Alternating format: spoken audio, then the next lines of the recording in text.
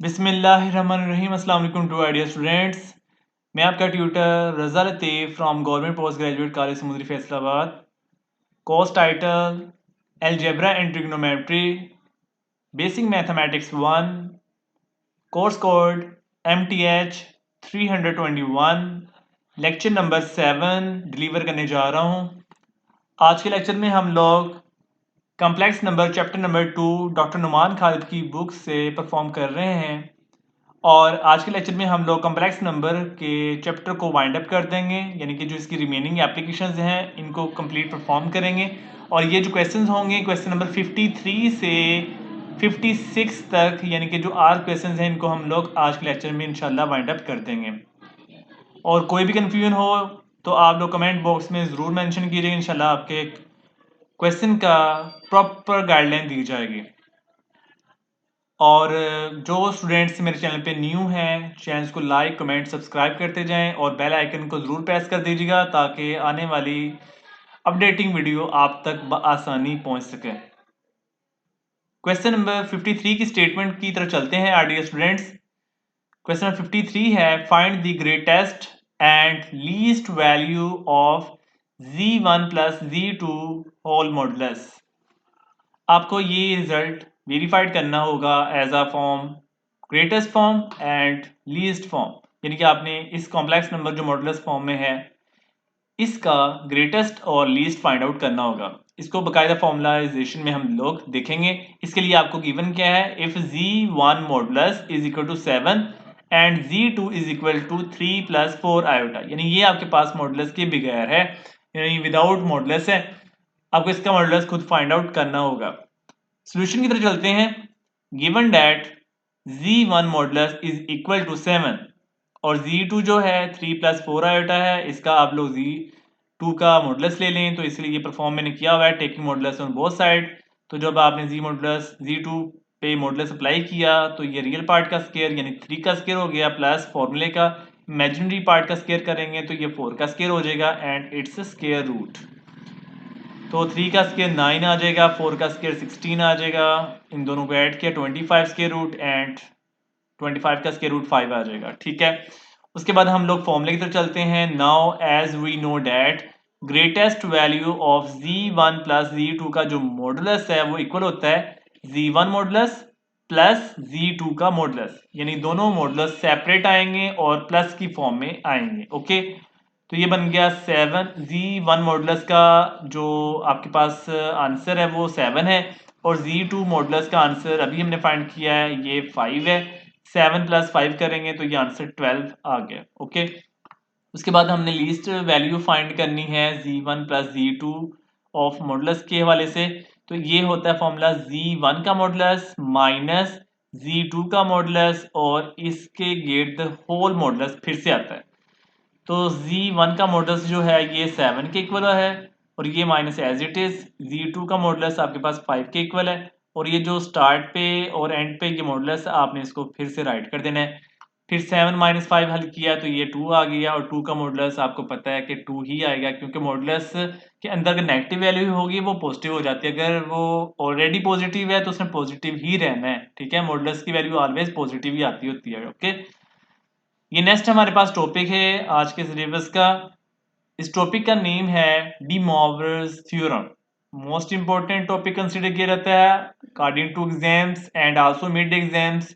ये De Moivre's theorem के related mid exam में क्वेश्चन भी किया जाता है और इसको अच्छे अंदाज में आप सभी स्टूडेंट परफॉर्म कीजिएगा। फाइनल एग्जाम्स के हवाले से भी इस टॉपिक को आपने बहुत अच्छे अंदाज में अंडरस्टैंड मतलब करना है और इसके हवाले से जो एप्लीकेशंस होती हैं, एग्जाम्पल्स होती हैं डी मॉर्विस से रिलेटेड, तो आप लोग सभी स्टूडेंट्स परफॉर्म कीजिएगा। ठीक है, इसमें से क्वेश्चंस आने के चांसेस बहुत होते हैं।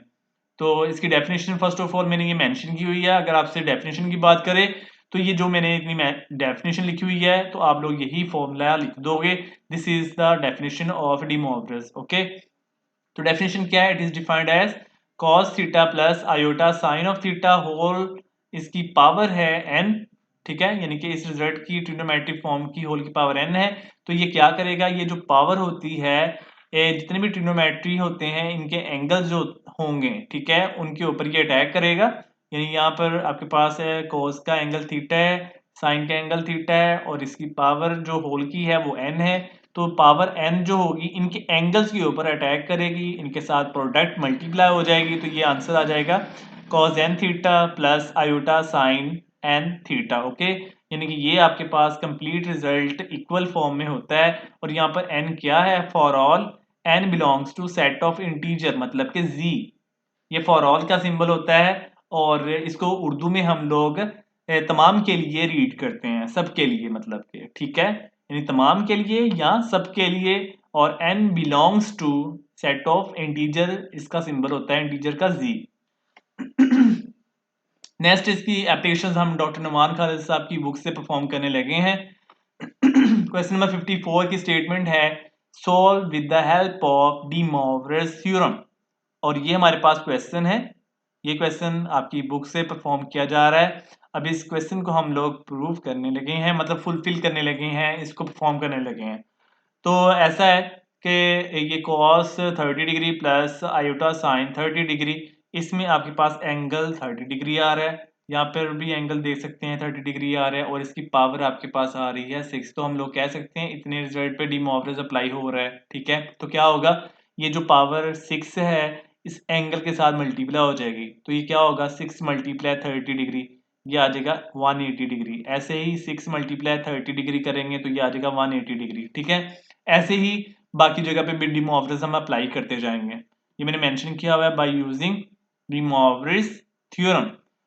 तो अब देखें cos 45 डिग्री ये आपका थीटा है, माइनस आयोटा साइन 45 डिग्री आपका थीटा है और ये आपके पास पावर 2 आ रही है, तो 2 पावर ने 45 के साथ मल्टीप्लाई हो जाना है, तो ये 90 डिग्री आ जाएगा, ठीक है। उसके बाद ये पावर 4 45 से मल्टीप्लाई होगी तो 180 आ जाएगा, दे सकते हैं। ऐसे ही ये 60 के साथ मल्टीप्लाई होगा तो 360 आ जाएगा, ठीक है ना। अब आपने क्या करना है, इनकी वैल्यूज पुट करनी है। cos 180 डिग्री की जो वैल्यू होती है ये आपके पास आएगी -1, ठीक है। ये टेबल में आप लोग याद कर सकते हो, मैट्रिक लेवल में बच्चों को रीड करवाई जाती हैं, कैलकुलेटर्स भी आ जाती हैं। और साइन 180 की जो वैल्यू होती है ये 0 होती है और cos 90 की वैल्यू 0 होती है, साइन 90 की वैल्यू ये 1 होती है, cos 180 की वैल्यू -1, साइन 180 0, cos 360 की वैल्यू +1, साइन 360 की वैल्यू 0। ओके, बाकी इसको आप कैलकुलेट करो, कैलकुलेट करने के बाद यहाँ से आपके पास रिक्वायर्ड फॉर्मेशन ये आ जाएगी और ये आंसर आ जाना है minus iota, hence which is the required answer. Next हम क्वेश्चन नंबर 55 की तरफ चलते हैं। क्वेश्चन नंबर 55 की स्टेटमेंट है हमारे पास सिंप्लीफाई, ये आपके पास रिजल्ट है, इस रिजल्ट को आप लोगों ने प्रूव करना होगा by the help of De Moivre's theorem. क्योंकि ये ब्रैकेट के ऊपर पावर्स आ रही हैं तो ये इनके एंगल्स के साथ मल्टीप्लाई हो जाएंगे, ये जितनी भी पावर्स आ रही हैं एंगल के साथ मल्टीप्लाई हो जानी है, तो ये ऐसा है। लेकिन इसके लिए हम लोग एक क्राइटेरिया ये अप्लाई करेंगे कि आप लोग देखें कि सभी के जो इनसाइड फॉर्मेशन है इनके एंगल सेम है, यानी कि cos 3 theta plus iota sign 3 theta है। तो अगर हम लोग इस पे डी मोवरेज की राइट साइड, ये राइट साइड इस टाइम लिखी हुई है जो ब्रैकेट के अंदर, इसको अगर हम लेफ्ट साइड की फॉर्म बना दें, यानी कि ये cos के साथ जो 3 थीटा है, तो अगर हम लोग इस तरह कर लें कि cos theta plus iota sine theta और जो 3 है ये पावर में चला जाए, तो ऐसे हम लिख सकते हैं cos theta plus iota sine theta whole raise to power 3 आएगा और 3 मल्टीप्लाई 6 करेंगे तो ये आपके पास आ जाएगा 18। ये मैंने डायरेक्ट लिख दिया है, यानी कि 3 नहीं लिखा और 3 की पावर 6 भी नहीं लिखा, बल्कि 3 मल्टीप्लाई 6 कर दिया है जो कि 18 आ रहा है। ऐसे ही यहाँ पर आप देखें, यहाँ पर हम लोग लिख सकते हैं cos theta minus iota sine theta, ये देख सकते हैं cos theta minus iota sine theta, whole की पावर आनी है 2 और फिर मुकम्मल होल पावर आएगी 4, 2 ये वाला और 4 ये वाला, तो ये बन जाएगा 8। उसके बाद यहाँ से हम लोग ये जो एंगल में 5 आ रहा है ये पावर में चला जाएगा, ये बन गया cos theta minus iota sine theta, ठीक है, ये वाला। और जो ये 5 होगा इस 3 से मल्टीप्लाई होगा तो ये 15 आ गया, ठीक है। ऐसे ही यहाँ पर ये जो 4 है ये पावर में चला जाएगा, यानी 4 5 से 20, तो cos theta plus iota sine theta, ये देख सकते हैं cos theta plus iota sine theta की पावर क्या आ जाएगी 4 5 से 20।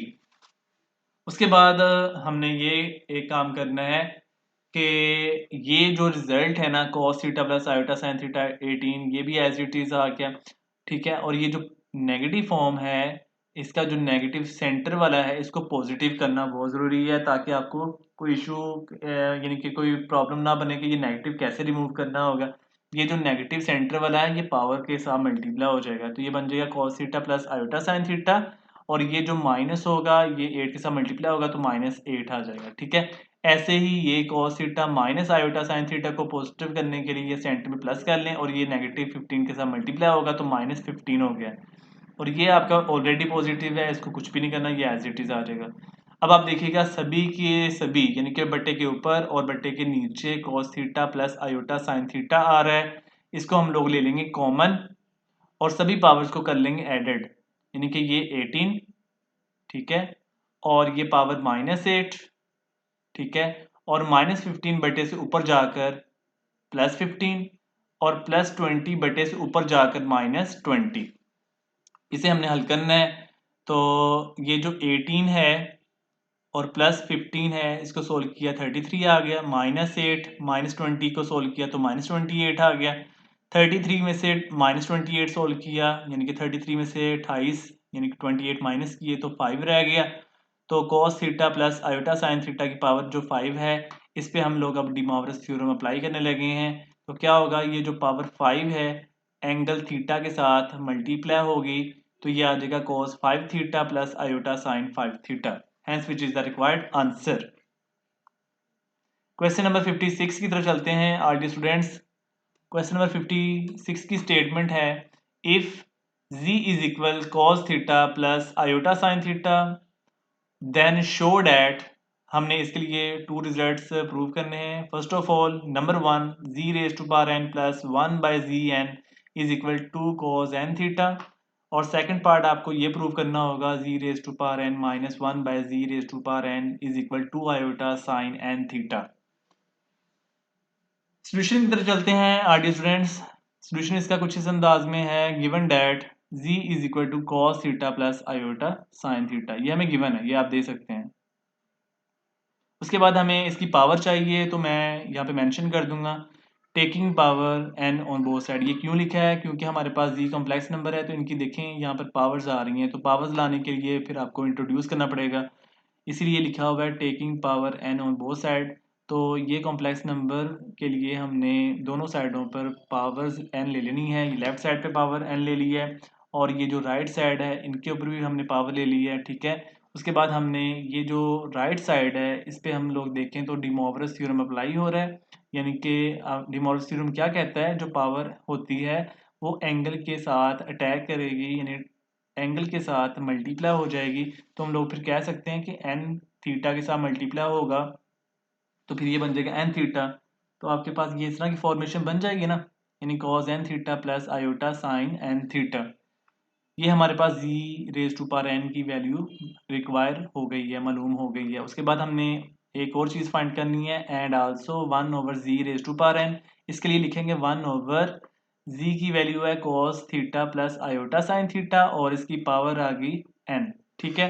अब ऐसे कर लें कि ये जो बटे की नीचे cos theta plus iota sine theta whole raise to power n जो आ रहा है, अगर इसको हम लोग बटे से ऊपर ले जाएं, यानी इस 1 की जगह ले आए, तो ये कुछ ऐसे नहीं बन जाएगा, ठीक है ना। यानी cos theta plus iota sine theta की पावर यहाँ पे प्लस n थी तो ये माइनस n हो जाएगी, यानी नाम चेंज हो जाएगा ना।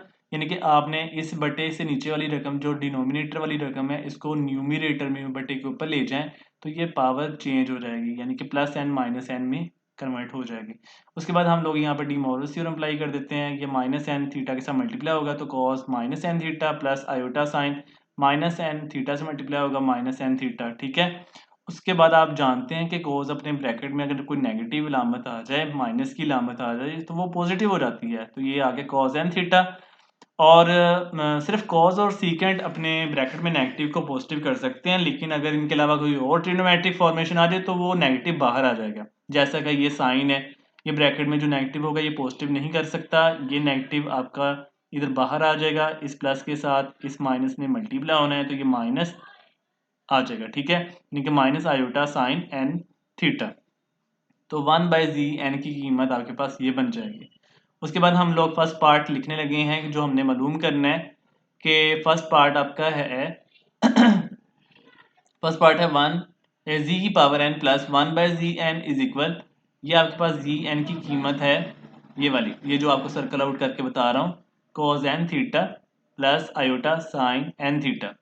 उसके बाद ये वाला जो प्लस है आपका एज इट इज, और 1/gn इसकी वैल्यू आपके पास cos n theta minus iota sine n theta, ये आप दे सकते हैं, अभी हमने लिखी भी है, वैल्यू फाइंड की हुई है ना 1/gn की, इसको हमने पुट किया है ये वाला। उसके बाद देखेंगे कटिंग हो रही है, यहाँ से minus iota sine n theta ये, और plus iota sine n theta ये वाला, ये प्लस है ये माइनस है, ये कैंसिल हो गया, तो ये क्या रह जाएगा cos n theta plus cos n theta, दोनों को ऐड किया तो ये बन जाएगा 2 cos n theta. Okay, second part है z की power n minus 1/gn is equal, ये z n की वैल्यू है, यानी z की पावर n जो है cos n theta plus iota sine n theta, और ये माइनस आपका एज इट इज, और 1/gn जो है इसकी वैल्यू है, इसकी वैल्यू थी cos n theta minus n iota sine n theta है, यानी cos n theta minus iota sine n theta, ये वैल्यू है z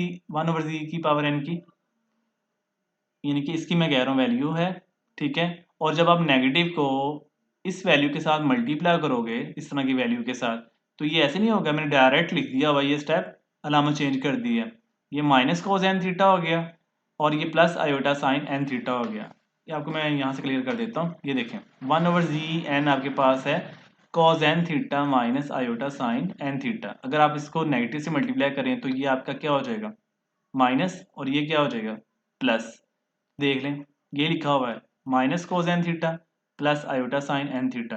अब आप देखें यहाँ से ये कटिंग हो रही कोस एन थीटा और ये भी कोस एन थीटा, ये माइनस है ये प्लस कैंसिल, तो क्या आंसर आ जाएगा आयोटा साइन एन थीटा और आयोटा साइन एन थीटा, इन दोनों को ऐड किया तो ये आ जाएगा 2 iota sine n theta. Hence it is proved, यही हमने प्रूव करने थे, एक ये आंसर आना चाहिए था और दूसरा ये आंसर आना चाहिए था। ठीक है, तो ये हमने फर्स्ट पार्ट भी प्रूव कर दिया है और ये सेकंड पार्ट भी इजीली प्रूव कर दिया है। होपफुली आर डियर स्टूडेंट्स, आज के लेक्चर को सभी स्टूडेंट बहुत अच्छे अंदाज में अंडरस्टैंड कर लिया होगा। अगर फिर भी किसी स्टेप में कोई कंफ्यूजन हो, क्वेश्चन कर सकते हैं, इंशाल्लाह अच्छे अंदाज में गाइडलाइन दी जाएगी। तो ख्याल रखिएगा डियर स्टूडेंट्स, दुआ में याद रखिएगा मुझे। अल्लाह हाफिज़ एंड स्टे ब्लेस्ड।